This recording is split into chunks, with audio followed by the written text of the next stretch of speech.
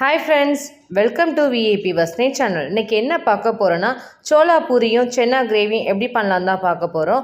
அந்த சோளா பூரி நல்லா சாஃப்டாக நமக்கு ஹோட்டலில் எப்படி சாப்பிட்றோமோ அதே டேஸ்ட்டில் நமக்கு இருக்கும். சென்னா கிரேவியும் நல்ல ஒரு புளிப்போட நல்ல ஒரு ஸ்பைஸியான டேஸ்ட்லையும் இருக்கும். என்னோடய வீடியோ ஸ்கிப் பண்ணாமல் லாஸ்ட் வரைக்கும் பாருங்கள். அப்போ தான் நான் எப்படி பண்ணுறேன்னு தெரியும். என்னோடய சேனலில் ஃபஸ்ட் டைம் பார்க்குறவங்க வந்தீங்கன்னா சப்ஸ்கிரைப் பண்ணி கொஞ்சம் கிளிக் பண்ணிக்கோங்க. பக்கத்தில் இருக்கிற பெல் ஐக்கானை கிளிக் பண்ணும்போது ஆல்ன்ற ஆப்ஷன் கொடுத்தீங்கன்னா நான் போகிற வீடியோஸ்லாம் உங்களுக்கு ஆன் த ஸ்பாட்டில் வந்து சேரும். வாங்க வீடியோஸ்குள்ளே போகலாம். சோளா பூரிக்கு இன்க்ரீடியன்ஸ் இவ்வளோ தான். இந்த இன்க்ரீடியன்ஸ் வச்சா நம்ம சோளா பூரி இன்றைக்கி நம்ம செய்ய போகிறோம். ஸோ மாவு பிசைய ஸ்டார்ட் பண்ணிடலாம் வாங்க. நல்ல ஒரு பாத்திரம் எடுத்துக்கோம் பெருசாக. நம்ம மாவு பிசைகிற அளவுக்கு தேவையான அளவுக்கு நம்ம எடுத்து வச்சுக்க 300 கிராம் மைதா மாவு நம்ம சேர்த்துக்க போகிறோம். சேர்த்ததுக்கப்புறம் ஒரு 2 ஸ்பூன் நல்லா ரவை சேர்த்துக்கலாம். ரவை சேர்த்ததுக்கப்புறம் 2 ஸ்பூன் தயிர் சேர்த்துக்கலாம். 1 ஸ்பூன் நம்ம சர்க்கரை சேர்த்துக்கலாம். ஸ்வீட் தன்மைக்காக சர்க்கரை சேர்க்குறோம். 1 ஸ்பூன் ஆயில் சேர்த்துக்கலாம். தேவையான அளவுக்கு உப்பு சேர்த்துக்கலாம். உப்பு சேர்த்து நல்லா மிக்ஸ் பண்ணி நல்லா மாவு பிசைய போகிறோம். ஸோ அதனால் தேவையான உப்பு சேர்த்துக்கலாம். நல்லா மாவு பிசைய போகிறோம். நம்ம சப்பாத்தி மாவு எப்படி பிசைவோமோ அதே மாதிரி தான் நம்ம நல்லா பிசைய போகிறோம். நல்லா ஃபுல்லாக மிக்ஸ் பண்ணி தேவையான அளவுக்கு தண்ணி ஊற்றி நம்ம லாஸ்ட்டு பிசைஞ்சு முடிச்சக்கப்புறம் லைட்டாக நம்ம ஆயில் ஊற்றி நம்ம மிக்ஸ் பண்ணி பிசைய போகிறோம். ஸோ இப்போ நம்ம தேவையான அளவுக்கு தண்ணி ஊற்றி கொஞ்சம் லைட்டாக நல்லா பிசைஞ்சிக்கலாம். ஃபுல்லாகவே நல்லா அடித்து நம்ம பிசைய போகிறோம். நான் அடிக்கும் போது தான் நமக்கு நல்லா அந்த பூரியோட சாஃப்ட்னஸே நமக்கு அப்போ தான் கிடைக்கும். ஸோ நல்லா அடித்து நம்ம பிசைஞ்சிக்கலாம். இதே மாதிரி மாவை நல்லா நம்ம அடித்து நல்லா பிசைஞ்சோன்னா நமக்கு நல்ல சாஃப்ட்னஸ் கொடுக்கும். முன்னாடி நம்ம போட்டதுக்கு இப்போ பாருங்கள் நல்லா சாஃப்டாகிடுச்சு நமக்கு மைதா மாவு. ஸோ நல்லா ஊறணும். ஒரு 1/2 அன் ஹவருக்கு நல்லா ஊற வைக்கணும். தட்டு போட்டு நல்லா மூடி ஊற வச்சிட்டிங்கன்னா நல்லா நமக்கு பூரி போடும்போது செம சாஃப்டாக இருக்கும் நம்ம போடும்போது. ஸோ நல்லா ஊறட்டும். நம்ம அதுக்குள்ளே நம்ம சென்னா ஊற வைக்க ஸ்டார்ட் பண்ணிடலாம். 1/4 கிலோ ஒயிட் சென்னா எடுத்திருக்கோம். தண்ணி ஊற்றி நல்லா 8 ஹவர்ஸ்க்கு நல்லா ஊற வைக்கணும். நம்ம எவ்வளோ ஊற வச்சு நம்ம வேக வைக்கிறோமோ அப்போ தான் நமக்கு சென்னா சாஃப்ட்னஸ் கொடுக்கும். இந்த ஒயிட் கலர் சென்னாவில் செஞ்சிங்கன்னா தான் அந்த சென்னாவுக்கும் நம்ம அந்த சாப்பிட்ற அந்த பூரிக்கும் நல்ல ஒரு டேஸ்ட்டில் இருக்கும். ஸோ அதனால் நல்லா ஊற வச்சுக்குவோம் 8 ஹவர்ஸ்க்கு. 8 ஹவர்ஸ் கழித்து நம்ம பார்க்கலாம் எப்படி இருக்குதுன்னு. ஸோ நல்லா ஊறி போய் நமக்கு பார்த்திங்கன்னா நல்லா புஸ்ஸுன்னு நமக்கு நல்லா போட்ட ஃபஸ்ட்டு குவான்டிட்டி இப்போவும் பார்த்திங்கன்னா நல்லா பருப்பு நல்லா ஊறி போயிருக்குது. நமக்கு ஊறின பருப்பை நம்ம எடுத்து வச்சுருக்க குக்கரில் போட்டு நல்லா வேக வைக்க போகிறோம் ஒரு 3 விசில் கிட்ட. ஸோ நம்ம எல்லா பருப்பையும் சேர்த்துக்கலாம். நம்ம எடுத்து வச்சுருக்க எல்லா பருப்பையும் சேர்த்தாச்சு. தேவையான அளவுக்கு 2 கிளாஸ் தண்ணி ஊற்றிக்கிட்டு உப்பு தேவையான அளவுக்கு சேர்த்துக்கலாம். கொஞ்சம் தான் உப்பு போட போகிறோம். நம்ம கிரேவி பண்ணும்போது கொஞ்சம் உப்பு போட்டுக்கலாம். போட்டு நல்லா குக்கரை நல்லா மூடி விட்டு ஒரு 3 விசில் வர வரைக்கும் வேக வச்சா போதும்.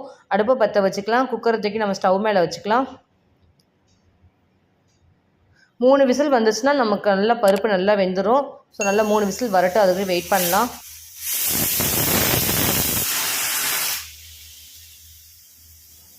3 விசில் கிட்ட ஆயிடுச்சு. நல்லா ஏர் ரிலீஸ்லாம் ஆகட்டும். நம்ம அதுக்குள்ளே நம்ம என்னென்ன இன்க்ரீடியன்ஸ் போட போகிறோம் மசாலாவுக்கு அப்படின்றத பார்க்கலாம். இது நம்ம மேக்ஸிமம் இதில் போட்டிருக்க பொருளெல்லாம் பாதி வறுத்து தான் நம்ம அரைக்க போகிறோம். ஸோ நான் போடும்போது என்னென்ன ரேஷியோ போடுறோம் அப்படின்னு நான் சொல்கிறேன். இப்போதைக்கு நம்ம என்னென்ன இன்க்ரீடியன்ஸ் இருக்க மட்டும் பார்த்துக்கலாம். நம்ம வேக வச்ச பருப்பு எப்படி இருக்குன்னு பார்க்கலாம். ஓப்பன் பண்ணி பார்க்கலாம் குக்கரை. நல்லா ஏர் ரிலீஸ் ஆனதுக்கப்புறம் ஓப்பன் பண்ணுங்கள். பார்த்திங்கன்னா நல்லா பருப்பு வெந்துருச்சு. கையில் நான் பிசைஞ்சு பார்க்கும்போது நல்ல பருப்பு நல்லா வெந்திருக்குது பூ மாதிரி. ஸோ நம்ம வெந்த பருப்பை நம்ம சென்னா கிரேவி பண்ண ஸ்டார்ட் பண்ணிடலாம். இப்போ நம்ம அடுப்பை பற்ற வச்சுக்கலாம். தேவையான அளவுக்கு ஒரு பேன் வச்சுக்கலாம். நம்ம இப்போ வறுக்க போகிறோம் ஃபஸ்ட்டு ஒவ்வொரு மசாலாவையும். நம்ம எடுத்து வச்சுருக்க 1 ஸ்பூன் தனியா, சீரகம், மிளகு, சோம்பு, 1/2 டீஸ்பூன் வெந்தயம் சேர்த்து நல்லா வறுக்க போகிறோம். அடுத்து நம்ம எடுத்து வச்சுருக்க பட்டை, கிராம்பு, ஏலக்காய், கஸ்தூரி மெத்தி, தேவையான அளவு காரத்துக்கு ஏற்ற மாதிரி காஞ்ச மிளகா எல்லாத்தையும் சேர்த்து நல்லா கரண்டியால் ஃபுல்லாக நம்ம லைட்டாக வறுத்து எடுக்க போகிறோம். ரொம்ப வறுக்கக்கூடாது, லைட்டாக வறுத்தா போதும். அடுப்பை நார்மல் ஃப்ளேமில் வச்சு நல்லா கரண்டி வச்சு நல்லா ஃபுல்லாக வறுத்து எடுத்துக்கலாம். வறுத்து எடுத்ததுக்கப்புறம் நல்லா ஆற வச்சு நம்ம பொடி பண்ண போகிறோம். ஆறுனதுக்கப்புறம் வேறு ஒரு பிளேட்டில் மாற்றிக்கலாம். அதே பேனை நம்ம எடுத்து தேவையான அளவுக்கு எண்ணெய் ஊற்றிக்கலாம். எண்ணெய் ஊற்றினதுக்கப்புறம் எடுத்து வச்சுக்க வெங்காயம், தக்காளி, இஞ்சி, பூண்டு நம்ம இது எல்லாத்தையுமே வதக்கி பேஸ்ட்டாக தான் ஆக்க போகிறோம். இஞ்சி பூண்டு பேஸ்ட் இருக்கிறவங்க டேரெக்டாக போட்டுக்கலாம். இஞ்சி பூண்டு பேஸ்ட் என்கிட்ட இல்லை, அதனால் நான் வெங்காயத்தோடு சேர்த்து நான் வதக்கி நான் சேர்க்க போகிறேன். ஸோ அதனால் எடுத்து வச்சுக்க வெங்காயம், இஞ்சி பூண்டு நல்லா ஆயிலில் வதக்கிட்டு அதுக்கப்புறம் தக்காளி சேர்த்து இதோடு சேர்த்து நல்லா வதக்க போகிறோம். நல்லா வதக்கணும், ரொம்ப வதக்க வேணாம். நம்ம சட்னி வதக்கிறதுக்கு வதக்க தேவையில்லை, லைட்டாக வதக்குனா போதும். நமக்கு வெங்காயம் தக்காளியோட அந்த பச்சை வாசனை ஸ்மெல் போகிற வரைக்கும் வதக்குனா போதும். அப்போ தான் நமக்கு மசாலா நல்ல ஒரு டேஸ்ட்டாக கொடுக்கும். ஸோ அதனால் நல்லா நம்ம கரண்டி வச்சு நல்லா ஃபுல்லாக வதக்கிக்கலாம். நம்ம வதக்கி இதையும் நம்ம ஆற வச்சு நம்ம பேஸ்ட்டாக தான் எடுத்து சேர்க்க போகிறோம். ஸோ நல்லா ஆறட்டும். ஆறினதுக்கப்புறம் நம்ம அரைக்க ஸ்டார்ட் பண்ணிடலாம். வறுத்தெடுத்த மசாலா எல்லாமே ஆறிடுச்சு. நம்ம ஆறினது எல்லாமே மிக்ஸி ஜாரில் போட்டு நல்லா கிரைண்ட் பண்ணி எடுக்க போகிறோம். நல்லா ஃபைனாக கிரைண்ட் பண்ணி எடுக்கணும். அப்போ தான் நமக்கு மசாலா சாப்பிடும்போது நல்லாயிருக்கும் டேஸ்ட், ஃப்ளேவர் எல்லாமே.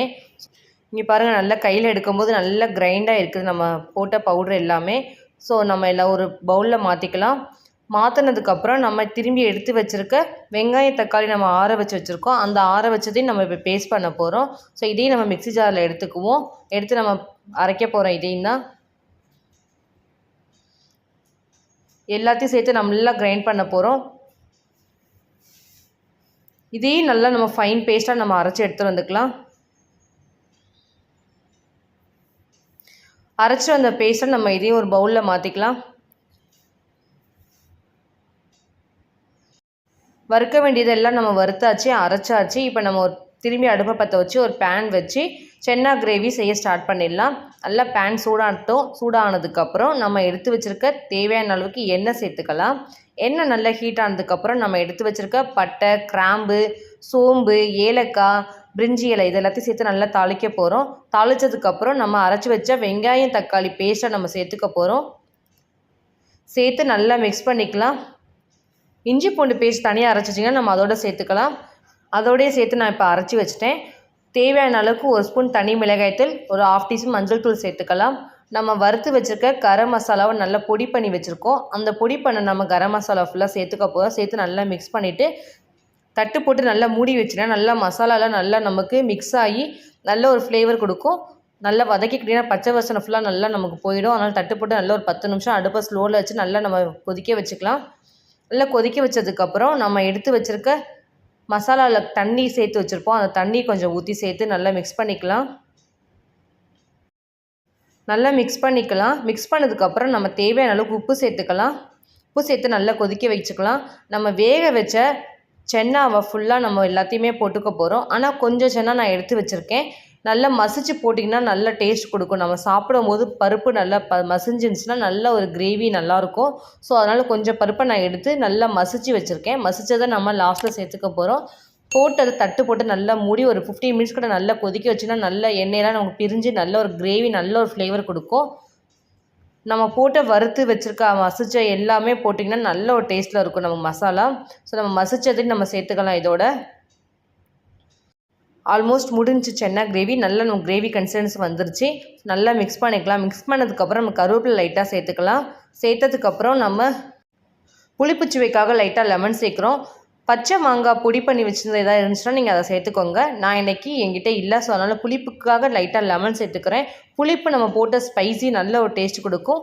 கொத்தமல்லி தலையை லைட்டாக நம்ம மேலாப்பில் தூக்கிட்டிங்கன்னா நல்ல ஒரு ஃப்ளேவரில் இருக்கும் நம்ம பண்ணுற சென்னா கிரேவி. சென்னா கிரேவி ரெடி ஆகிடுச்சு. நம்ம அதுக்கு பூரி நம்ம செய்ய ஸ்டார்ட் பண்ணிடலாம். பூரிக்கு மாவு என்னாச்சுன்னா போய் பார்த்துட்டு கொஞ்சம் அதையும் ரெடி பண்ணிடலாம். தட்டு போட்டு நல்லா மூடி வச்சுட்டா நல்லாயிருக்கும் நமக்கு கிரேவி. ஸோ நல்லா மூடி வச்சுட்டு நம்ம எடுத்து பூரி செய்ய ஸ்டார்ட் பண்ணிடலாம். பூரி மாவு பிசைஞ்சு 1/2 hour கிட்ட ஆகிடுச்சு. நம்ம ஓப்பன் பண்ணி பார்க்கலாம் தட்டை. எப்படி நமக்கு மாவு சாஃப்டாக இருக்கா என்னன்னு. நல்லா சாஃப்டாக ஆகிடுச்சு. இப்போ நல்லா லைட்டாக பிசைஞ்சிட்டு நம்ம பால் மாதிரி நல்லா உருட்டி நம்ம திரட்டி நம்ம போட வேண்டியதுதான். இதே மாதிரி நம்ம மாவு பிசைஞ்சு நல்லா 2 கையால் நம்ம விரலால் நம்ம அழுத்தம் கொடுத்திங்கன்னா பலூன் மாதிரி நமக்கு முட்டையாக வரும். அதை நம்ம பிரித்து நம்ம அப்படியே கொஞ்சம் லைட்டாக நம்ம ரோல் மாதிரி நல்லா பால் திரட்டுற மாதிரி திரட்டி நம்ம பிளேட்டில் வச்சிட வேண்டியதான். இதே மாதிரி நம்ம மாவு திரட்டி ஒரு 8 தான் நம்ம டிவைட் பண்ணி நான் இன்றைக்கி வச்சுருக்கேன். ஸோ இந்த மாவை நல்லா நம்ம சப்பாத்தி கட்டை எடுத்து நல்லா திரட்டி நம்ம பூரி போட ஸ்டார்ட் பண்ணிடலாம். சப்பாத்தி கட்டை எடுத்துக்கலாம். லைட்டாக மைதா மாவு நம்ம போட்டுக்கலாம். போட்டதுக்கப்புறம் நம்ம ஒரு உருண்டையை எடுத்து மைதா மாவில் போட்டு நல்லா திரட்டி எடுக்கணும். ரொம்பவும் நைஸாக திரட்டக்கூடாது. கொஞ்சம் லைட்டாக கொஞ்சம் கனமாக இருக்கணும், நமக்கு தின்னாக இருக்கணும். ஸோ தின்னாக இருக்கிற மாதிரி நம்ம நல்லா திரட்டி எடுத்துக்கலாம். நம்ம சப்பாத்தி போடுற மாதிரி பூரி போடுற மாதிரி நம்ம திரட்டி மேக்ஸிமம் வச்சுருவோம். நம்ம அதுக்கப்புறமா கூட நம்ம மொத்தமாக போடுவோம். ஆனால் இந்த சோளாப்பூரி அப்படி பண்ண முடியாது. ஒவ்வொரு மாவு திரட்டி நம்ம ஒவ்வொன்றா ஆயிலில் போட்டு அதுக்கப்புறமா திரட்ட முடியும். ஸோ ஒரு பூரி நம்ம திரட்டி நம்ம ஆயிலில் போட்டு எடுத்துகிட்டு நான் இன்னொன்று அதுக்கப்புறமா போட்டு காமிக்கிறேன். இப்போ நம்ம திரட்டியாச்சு. அடுப்பை பற்ற வச்சுக்கலாம். ஒரு பேன் ஒன்று வச்சுக்கலாம். தேவையான அளவுக்கு நிறைய எண்ணெய் ஊற்றிக்கலாம். பெரிய கடை எடுத்து நிறைய எண்ணெய் ஊற்றிக்கோங்க.